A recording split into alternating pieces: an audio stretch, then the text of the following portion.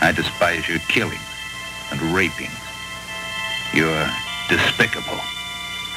Are you my judge? It's just, you should be punished. I'm going to chop off your arm. We are heavily harassed by the Church of Scientology for practicing our religion outside the auspices of Scientology. It's called the Free Zone. I belong to an organization called International Free Zone Association, and as you can see, we do not believe in disconnection. Ron talks in a policy letter called PTS Type A, I mentioned that, but there's another reference that is called 10 August Bulletin, PTS Handling, and he mentions handler disconnect, which is true. But when he talks about disconnection on that policy, he means using common sense. Just like you would get a restraining order from somebody who is trying to harm your expression, or just like the same way you will not talk to a person anymore who is harming you.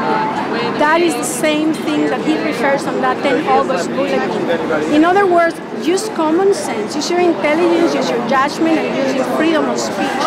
It doesn't say anywhere that you are to be told who you talk to or who you not talk to. That is not being quote-unquote OT or being free. Once a religion starts ordering your life, it's not a religion, it is a cult. And that's why I'm no longer part of the Church of Scientology as it's established. I am now part of the Free Zone, where we don't follow silly little rules and where we apply what it says here, cancellation of disconnection. If you were able to talk to some of the people who are still trapped inside the church, what would you say to them today? I already talked to them and they just say, okay, thank you, but I would say to them, do not work or do not be part of a religion that is only taking your money and is not giving you true spiritual freedom and that is controlling your life and that of others. Do not be part of a religion who is considered as a criminal out there in the world, and do not belong to a part of a religion that asks you to disconnect from family and friends. That's not freedom. And if you were able to talk to David Miscavige today, what would you say? You know, I would like to sit and talk to him, and I think I would say to him, why don't you study history and you will see that all those, how do you say, tyrants like Hitler, Fidel Castro, Stalin, Lenin, and the kings of Europe, they lost their kingdom and they lost their power because they were tyrants. And that he should study some history and learn about that. I don't have anything against him, really. I believe he was probably abused by his parents, and now that reflects in his personality because some of the children, you know, I understand they were abused inside, so he's probably one of those.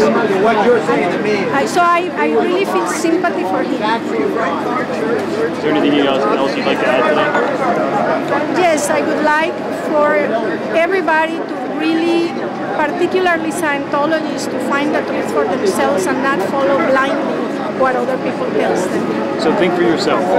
Well, yes, and the other thing is, a lot of people ask me why I am here without a mask.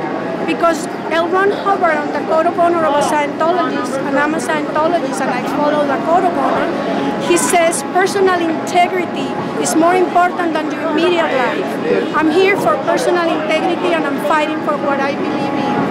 This.